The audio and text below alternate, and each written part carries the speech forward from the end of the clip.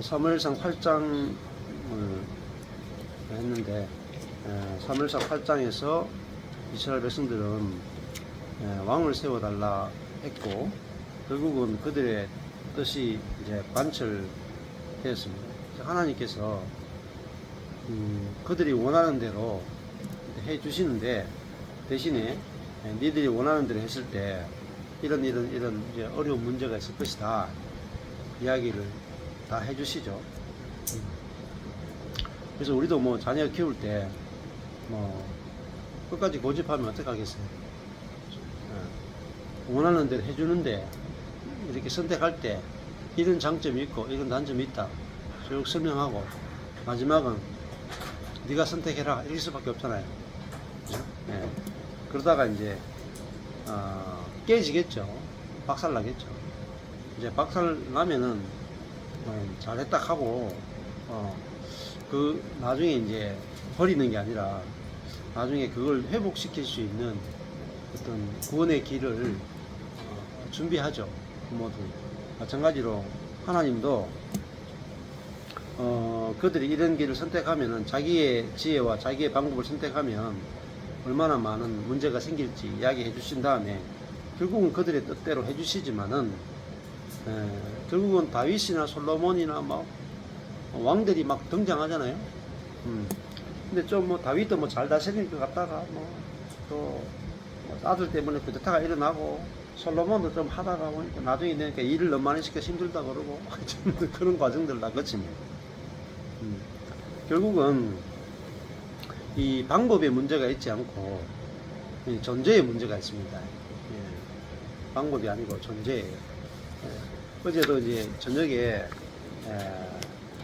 자아파세 영의 해방이라는 책을 가지고 나눔을 하는 그룹이 있거든요. 한 7, 8분이 그룹으로 하는데 어제 저녁에 이제 그 처음으로 9시 20분에 만나가지고 같이 한 1시간 반 정도 또 같이 나눔하고 막 그랬거든요. 포항에 계신 분들인데 거기 보면 그런 말이 있거든요. 영은 그 사람을 넘어 역사하지 않는다. 이런 문구가 있어요. 영은 그 사람을 넘어 역사하지 않는다. 이 영이 제대로 역사하려면 우리 안에 계신 성령이 밖으로 흘러나오려면은 그 사람을 깨뜨리지 않고는 나올 수 없다 이 말이에요. 우리가 밖에서 부어지는 성령은 그 사람의 파쇄가 없어도 가능하죠. 근데 내 안에 있는 성령은 내주하시는 성령은 밖으로 나오려면 반드시 그 사람의 파쇄를 거치고 나와야 돼요. 그러니까 내 안에서 뭐 성령의 감동도 있고 이렇게 이럴 수 있는데 내가 옆에 있는 사람이 나를 통해서 그리스도를 만나려면은 내 그 사람의 파쇄를 통해서 흘러나오시는 그리스도의 영을 접촉하려면 반드시 내 그 사람이 깨져야 돼. 그러니까 내 그 사람이 깨져서 흘러나오는 성령하고요, 밖에서 부어진 기름 부음의 성령하고 달라요. 이 밖에서 부어진 기름 부음의 성령은 내게는 좋아요. 그리고 이 기름 부음의 성령도 다른 사람에게 어떤 감동을 주기도 하고 뭐 변화를 줄 수도 있어요.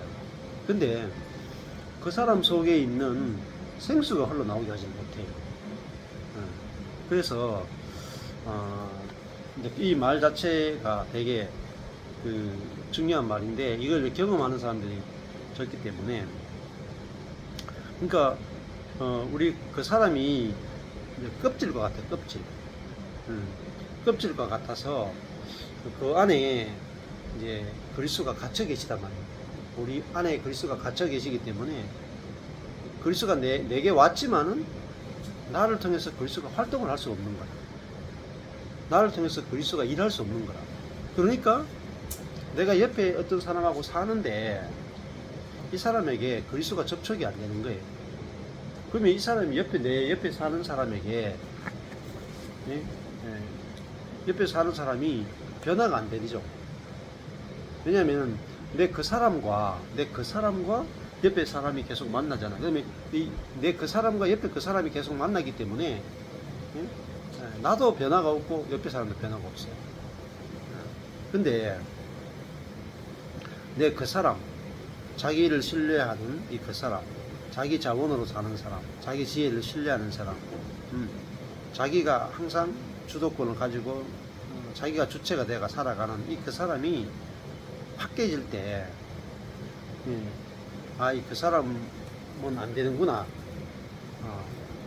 저절로 그 사람에 대한 신뢰가 무너질 때 우리 속에 계시는 그리스도를 보게 됩니다. 그래서 주님이 하셔야 됩니다. 이렇게 된단 말입니다. 그러면 내 안에 계신 늘 나 자신을 의식하고 있던 사람이 나 자신을 이제 보지 않고 내 안에 있는 그리스도를 이렇게 보게 돼요.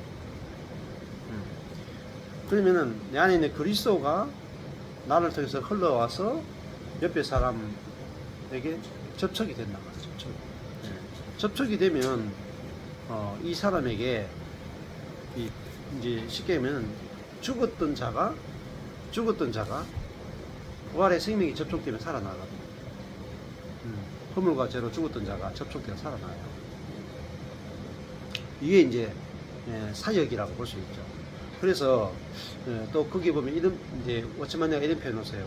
교리보다는 사람이다. 사람. 그러니까 예를 들면 우리 안에 그리스도가 사신다. 이 교리잖아요. 갈라디아서 2장 20절도 교리죠. 내가 죽고 그리스도가 산다. 교리잖아요. 근데 이 교리를 전달해 가지고는 의미가 없잖아요. 근데 그 교리, 내가 죽고 그리스도가 산다라는 교리와 내가 죽고 그리스도가 사는 사람은 다르거든요. 그렇잖아요. 교리를 접촉하는 것보다 사람을 접촉하는 것이 훨씬 더 중요하죠. 그래서 내가 사는 사람이 갈라디아서 2장 20절 아무리 이야기해봤자 이 사람으로 하여금 갈라디아서 2장 20절의 그 사람으로 살게 하지 못해. 근데 내가 죽고 그리스도가 사는 사람이면 내게서 내 안에 계신 그리스도가 직접 흘러나갈 거 아니에요. 그러면은 나를 접촉하는 사람이 내가 죽고 그리스도가 사는 사람 안에 계신 그리스도를 접촉하잖아요. 그러면 자기도 자기 안에 계신 그리스도를 보게 돼요. 그래서 교리보다 사람이다. 그러니까 지식보다 더 중요한 건 사람이에요, 사람. 그리스도와 연합된 사람이거든요. 네. 자, 그래서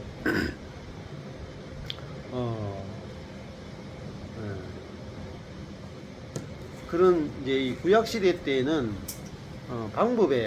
방법이나 어떤 지식이나 여기에 의존했다면 신약 시대에 오면은 이제 그 사람이 중요해지는 거죠. 아주 중요해지는 사람.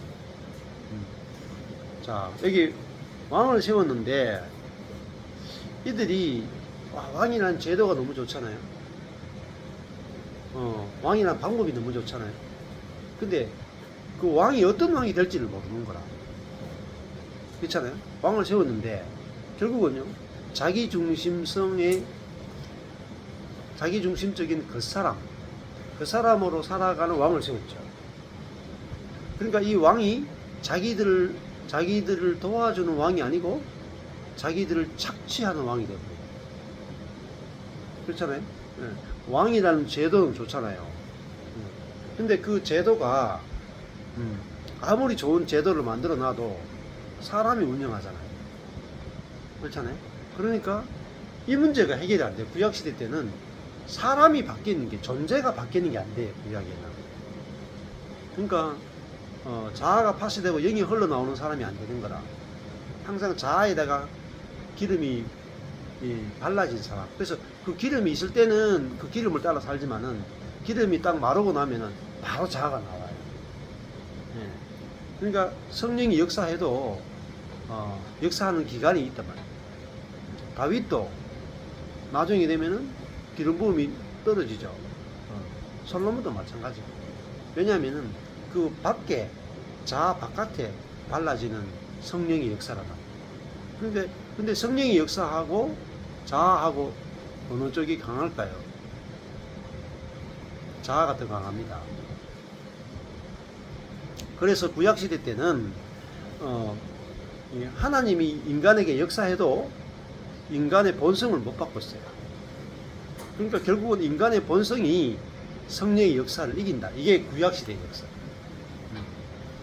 그래서 이 예수님이 오셔가지고는 이 옛사람을 깨뜨려 가지고 속에까지 기름을 다 성령이 속에까지 들어오게 하신 사람. 그러니까 성령이 우리 속에 들어오면 본성이 바뀌어버려요. 그러니까 이 생명, 하나님의 생명, 성령이 인간의 제약된 본성을 이기는 것이 바로 신약의 시대라고. 그러면 사람에게서 뭐가 나오겠어요?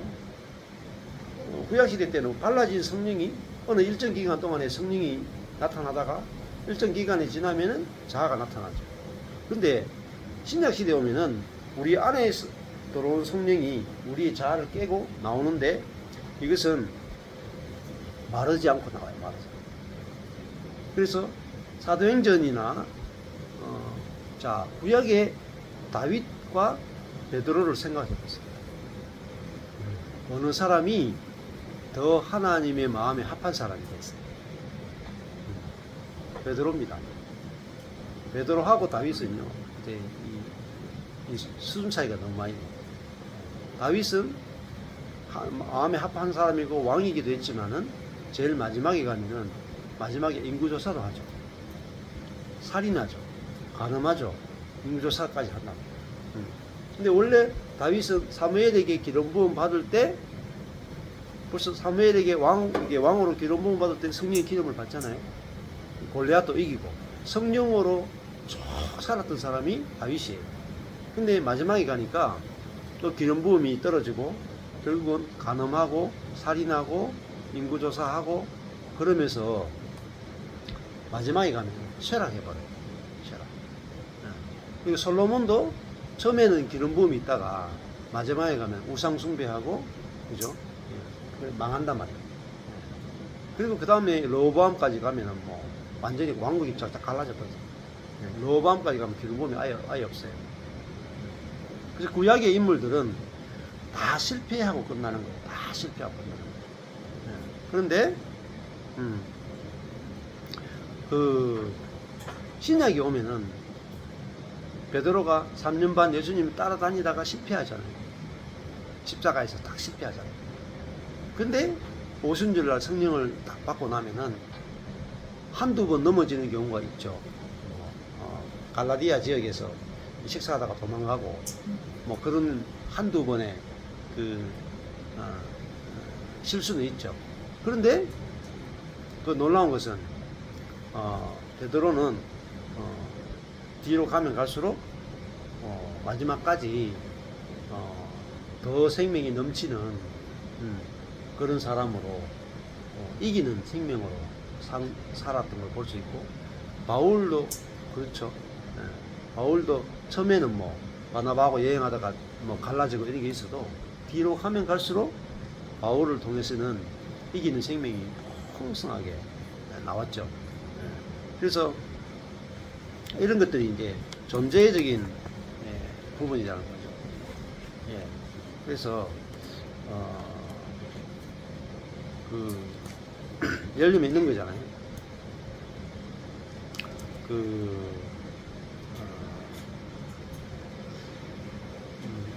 로마서 7장에 보면 이런 게 나와요. 로마서 7장에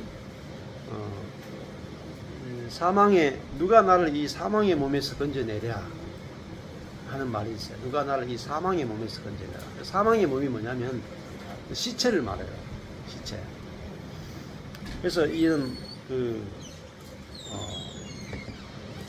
우리가 처음에 태어날 때는 우리가 시체하고 이런 시체하고 내가 이렇게 하나가 된 상태에 태어나요.